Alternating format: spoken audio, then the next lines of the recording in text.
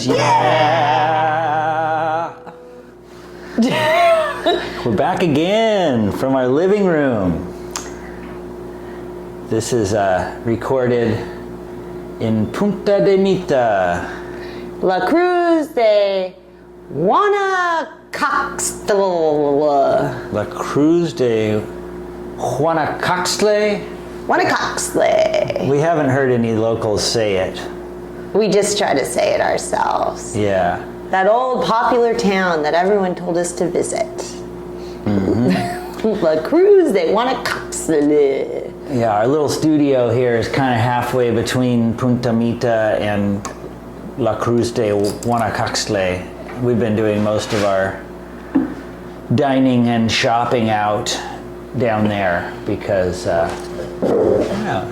it's a little bit different. Punta de Mita seems to be kind of broken up into the really touristy zone and the not very well looked after local little town where we did get some really good food from some really nice people. I wouldn't even say touristy zone. I'd say exclusive resort desarrollo development that is gated and no one can enter unless you're staying there. Mm-hmm. Everyone drives around in golf carts, I guess, in there.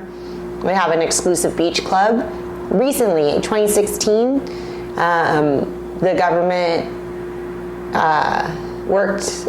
since 2016, all the beaches were privatized in front of these huge villas and big hotels, and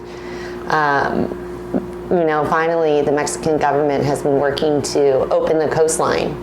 So as long as your feet are in the sand, kind of like California, it's public access. And there's these public access trails that are actually really beautiful, like going down a river. Like where we're staying is right across the street from the hotels that are in front of Burroughs. Mm-hmm. And that you kind of like cut through a hotel parking lot and drive on this like shady dirt road and pull over the side and then walk down this beautiful river with palm fronds everywhere, like huge palm trees. It's really tropical, but it's so littered with trash. And then it's just the sound of air conditioning of these megadons, like the biggest, like 12, I don't know, it was 12, maybe 8-story. Maybe. But I mean, I don't even know how many units these things have, but it's pretty wild. And then La Lancha, where we've been choosing to go, saying you walk on this dirt path next to a river that's full of cocodrilos. Crocodiles. Yes. And we see them. That's one of our favorite words that we've learned because I think we both thought it was crocodillo. Yeah. But it's cocodrillo. Cocodrillo. Yeah, these bastards are big. Tip to tail, they're probably 9 feet long. They're huge. And just hanging out on the beach where there's like us and 90 other tourists and locals just like lounging on the beach, and then there's these 2 massive cocodrillos just. And we're like excited to see them. When they come, they're digesting. They open their mouths, and because they can't fart, so they just let all the gases out of their digestion out of their mouth. So that's a good sign. If their mouth is open, it means maybe they're full. Yeah. That beach is cool. It's a little more like long open sandiness than Burroughs is, and there's not a whole bunch of people selling you things like massages and bracelets and trenzas. Get your hair braided. Yeah, henna tattoos. You could get henna tattoos and braided hair at a lot of beaches. Maybe you want a necklace. Mm-hmm. What else can you get? Oh, pan dulce. Those basket purses were cool. Yeah, there are some things that are really awesome, and like you have to turn away because they could just sense that you want them, and they smell it in the air, and they come, and then they just show you every single one. And we are not buying anything on this round. On the return, if we have any extra cash, we'll buy souvenirs and presents. But right now, we're loaded to the gills. Just trying to. We've been buying some things, mostly food and beverages, which we're gonna, throughout today's episode, we're gonna do some product reviews because it seemed like something to talk about that might be funny. Here is Nescafe. You've all heard of it. This is the best deal we've gotten, 131 pesos for this size. It's usually been about 150. But we've been buying everything in Baja, which it does have a little bit of a upcharge. We've been learning. We are powered by Nescafe. We like it because you don't have a coffee filter or grounds to deal with, but also just it's sentimental. For all of our other trips out of the country. Usually you're staying at a B&B and they're making you Nescafe coffee and a little fruit salad for breakfast. It always makes me sentimental toward other surf trips. When we first got here, we had regular coffee, and then we switched to Nescafe. I loved it. After about a week, I thought maybe I'll switch back and forth, so I had regular coffee. And it was nice, but it was too much trouble. Yeah. Nescafe, you're just moving through the morning. We haven't even talked about Lo de Marcos, our favorite place. Or the ferry ride. This is a big one, and we got to make it quick because we ran out of time. And the ferry ride was awesome. We took a ferry from La Paz, Baja del Sur, over to Mazatlan, Sinaloa.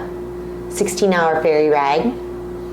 We used the more commercial, like the non-tourist ferry. It's called Transportación Marítimo California, and it's mostly semi-trucks on there. They, either go up or down the Baja Peninsula or the mainland, and then they transfer over and finish their drop or whatever. So it was much cheaper and much more free. We were able to sleep in our truck, read in our truck, but then just walk all over the boat. Also, we really lucked out just by chance by going on the 1st, because New Year's is a big holiday, so the thing was maybe 10% capacity. It was a fun night. Yeah, and a really fun way to travel. My favorite. In your own truck, but you don't have to drive. You get to sleep in the back. Still have the comfort of your own bed. And it was pretty level. And then, you go into this little cafeteria and eat this weird food that they make. It was yummy pozole. Yeah, we got warned not to eat the food, and maybe I shouldn't have, because I've been, kind of suffering from my digestive tract is getting a workout here in Mexico. But it was so fun, going with all the truckers and eating. And the food was a lot better. Maybe they did a special meal because it was the 1st or whatever. Well, those other folks that said they had done it 5 or 6 times, we mentioned the hot dog soup we had heard about, and they said that no, the food's always pretty good. Yeah. So maybe it's the other company that doesn't have great food, whatever they're called. Yeah, also I'd like to give out a shout out to Mark and Sue Ann. I think we forgot, or maybe we weren't even prepared to yet. But they were our homies that we hung out with in Baja a lot, and Sue Ann became a quick fan of our podcast, and she's just always sending us pump up messages and email. And they towed down a trailer with a solar powered freezer and ATV 4-wheel drive, fun having as well as their camper. So they're really killing it. They're doing retirement right. In Idaho, and we're just so fun to hang out with. We camped with them at our first spot twice up there at Alejandro's in the Seven Sisters, and we were playing cards with them. And Mark was catching fish, and then we saw him at the wall. Yeah. And then, was there a third spot? No, and then just they headed into the mountains to go see the ancient painted caves. So the other people we want to give shout outs to, our friend John the Don, who I met in San Luis Obispo, his homies from Colorado, Jim and Kent, they're in their 70s, have sailed the entire world most of their lives, it seems. They're just such cool cats. And then their friends, Carlos and Catherine, we met at Lo de Marcos.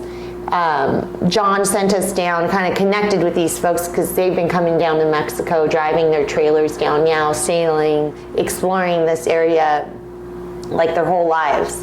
And now they're in their senior years, so they kind of chill, they park their trailer at one spot for like 4 months, and then they have a car and they just go on these like crazy sightseeing missions. They do more than us. They're always like, here we are sailing, now we're in this other town. Look at this big thing we found, this alien invasion. Now we're eating dinner. They have more friends down here. It's really cool. It's really nice. Before we left on the trip, I really did ask for inspiration from elders, and that keeps happening left and right. We stayed at a little RV park in Lode Marcos, and people were like, long distance swimming, paddleboarding, doing Tai Chi in the morning, making like souffles, like baking and cooking. They would go to all the open markets, and I don't know, it's just like really cool to see an alternative to what we see at home. Freewheeling, these people are living a really interesting existence. Yeah, it's pretty wild. Like Carlos and Catherine don't even have a house anymore. Their RV is, wherever they move it to. And they're really great. Fun to talk to. Carlos went to Samu High. He's 83. We have a 40-year difference in our path through life. This year would be both of their college or high school reunions. Carlos is 65th and Amy's 25th. Yeah, which I missed. November 18th, I think. So anyway, Lode Marcos. What made it so great is that it's still a quaint town. You can walk on the beach. In the beginning, you can still get trenzas or collares or tatuaje if you wanted to, but you could also walk down the beach and just be in like peaceful wonderland. The wave does get good. It wasn't great when we were there, but it was really consistent and so uncrowded, especially if you go at 8 a.m. to 10 a.m. You basically have it to yourself. It's just a soft little mushy longboarding left, kind of wonky. The women in the water outnumbered the men almost all the time. Yeah, and it's mostly women like who are really new to surfing, but very passionate about it, which is like my favorite kind of surfers to surf with because they're so supportive and rad. They're not like competitive at all. They're sharing, and it's just a good vibe. I love it so much. And we left there. We were going to stay one night. We ended up staying a week, and we got to know some of the people in the town. And they had the best gelato yet. I think best ice cream of the trip. Yeah, that ice cream was very good. With the albahaca basil. It had a pineapple basil flavor that was really good. In my cono doble, it was hazelnut and pineapple basil. Very yummy. Which brings us to Sabritas, the Lay's potato chips of Mexico. We can't live without these. They're better than Lay's. They're like thinner or something. Still three ingredients: oil, corn, and salt. Here you could have them with a sandwich, which I think is a ham sandwich, and they put ketchup. They put this weird ketchup on everything. Oh, speaking about food, we've been hitting the taquerias. We've been hitting the luncherias hard. Hard. Yeah, Scoring. it seems like we're cooking, most days we cook breakfast and lunch and eat out for dinner, or cook breakfast, eat out for a late lunch, and skip dinner. So kind of every day we're eating at a taqueria or luncheria or something, and it is some good food for like, both of us are dining for $15 or less most of the time. Yeah. And here at Punta de Mita, we had been like told about what a radical place this was for so long, years and years and years. And it does have we could see, it is a lot more chill than like Sayulita. Oh, Didi and Megan. My cousin Didi and his wonderful girlfriend Megan were in Sayulita, and we did a day trip down there and cruised with them so hard. We rented the little beach chairs. They did for us as a gift with the umbrella right on the break, and Dee and Jamie went and surfed in the crowded surf, and me and Megan just sat in the shade and said no thank you to like every vendor on earth. And one day I'd like to go to Sayulita and get the braids and get the tatuajes and get the bracelets and get, like, I want to just bring like $1,000 and just buy everything. I don't know. I think it would be funny and fun if I do have that experience again in life. Punta de Mita is way more chill, but it's kind of inaccessible. Like, to get to some of the surf breaks, you have to rent a boat, and the price has gone up, like, since we were here last. It's like quadruplified. Maybe it's like $100 instead of $20. Yeah, I think if you had a group of friends that wanted to take a boat out to one of those spots and insta-crowd it, then the boat would be affordable. But for us, not so much. And then once you got out there, there'd be some other boat full of insta-crowd. So you might as well just go to the walking beach. Yeah, and also the waves right now are small, so it's not like we're missing out on like this incredible experience. The last couple of days, though, we've walked to a beach from the crowded beach and had it mostly to ourselves, which has been super chill. It's in front of like some mega mansions that are rentals, and it's nice, but it's like a 20-minute walk. So, I don't know. Then there's Dos Equis beer. It's on the price point of Tecate down here in mainland Mexico, so I've been getting it more often than the Modelos or the Coronas or the Pacificos because it's a little cheaper. I think I'm paying like $7 a 12-pack. It's not the best Mexican lager, but it is La Lager con un par de Equis, if you couldn't tell by the name Dos Equis. And also, we did have the best beer well, Jamie had it. I took a sip. It was, where was that beer from? What was it called? Buceria. No, the other one wasn't Buceria. The other one? Colima? I don't remember. Yeah, it was from the state of Colima. Yeah, somewhere in Colima. It was a session IPA that was golden in color. Crisp. It's really cool when you have, they're hard to find, they're expensive. Well, they're similar. They're like $7. Yeah, it's just like buying a beer in California. Yeah, but they're... As opposed to if you buy one of these at a bar, it's like $2. Yeah, and we've been enjoying all this artisanal ice cream. We've been enjoying vegan ice cream at this because instead of going to bars, we go to ice cream parlors now because of me. But I did get an amazing soda water at this like expat bar in La Cruz de Guanacaxle. It was kind of a nice moment, ducked into like this small door bar that just said we're clean, basically. And it was like sitting in Santa Barbara for an hour. Yeah, and they had great like old classic rock music videos on, and I got a glass like full of ice and 2 limes with the soda water. It was to die for. Golf on the TV. Clean bathrooms with toilet paper. Yeah, we have this apartment Airbnb that we signed up for 5 days because we had heard so much about this town. And day one, we're like, oh shit, we probably could have like rolled in and out because what we're looking for right now really isn't this experience. This is a really great place for like a week vacation or something, when you want all your needs met. But when you're on like the soul search of like tasty waves and uncrowded beaches and endless rays and endless waves. Yeah, like it's funny to be like, wah, wah, wah, we have to stay in this fancy apartment and watch Netflix and like have an air conditioner and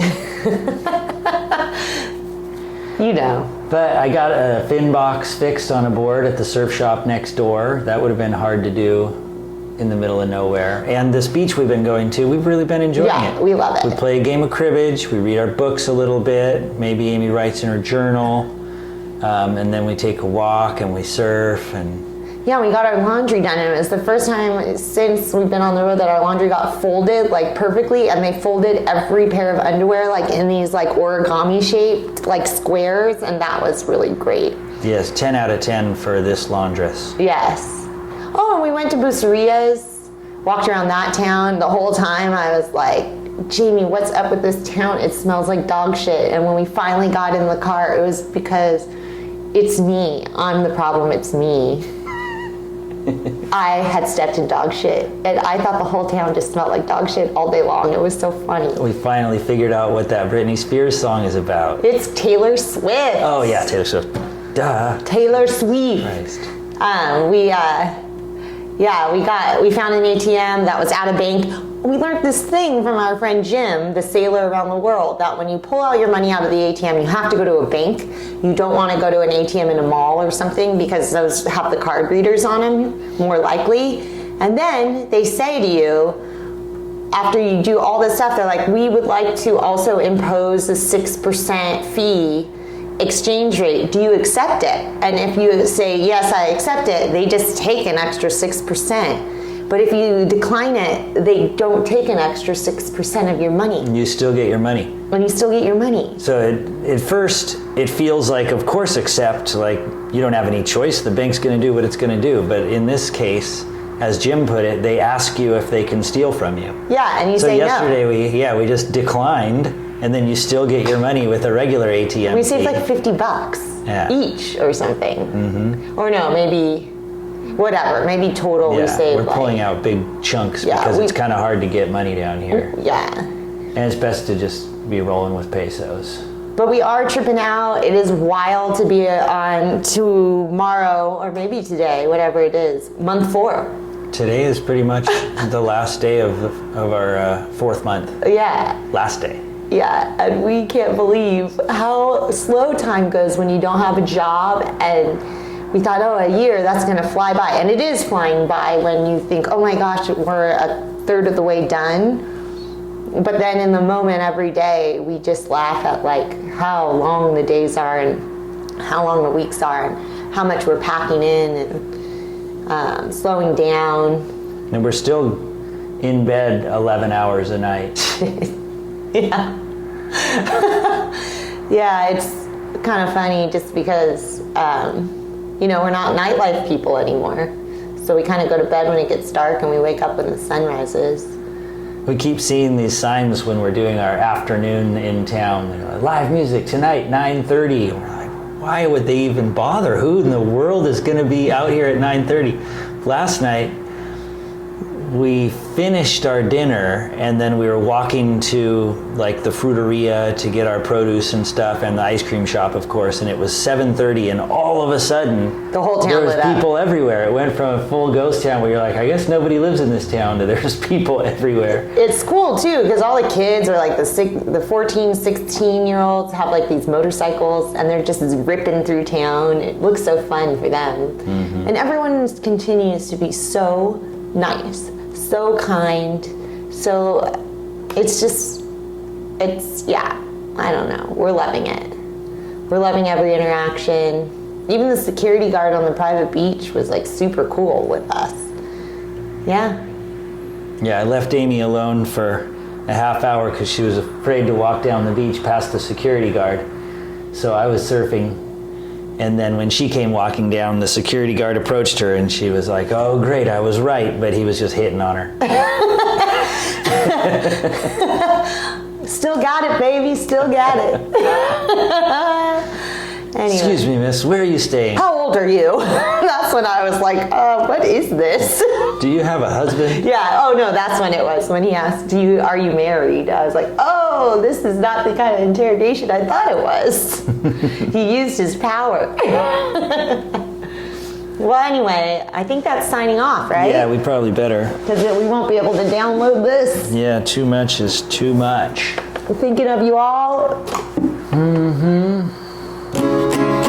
Oh, and also next we're going rough camping. Like kind of the next couple of spots we go are going to be real backwoods. So we might be a little more out of touch. Beans in a bag. A camper's delight. 2 thumbs up. Isadora. It's the kind of bag that you can put in boiling water so you don't even have to dirty a pan. Yeah, you just frijoles refritos, baby. On that note, tripping with the Nelsons. Yeah! Tripping with the Nelsons. Yeah!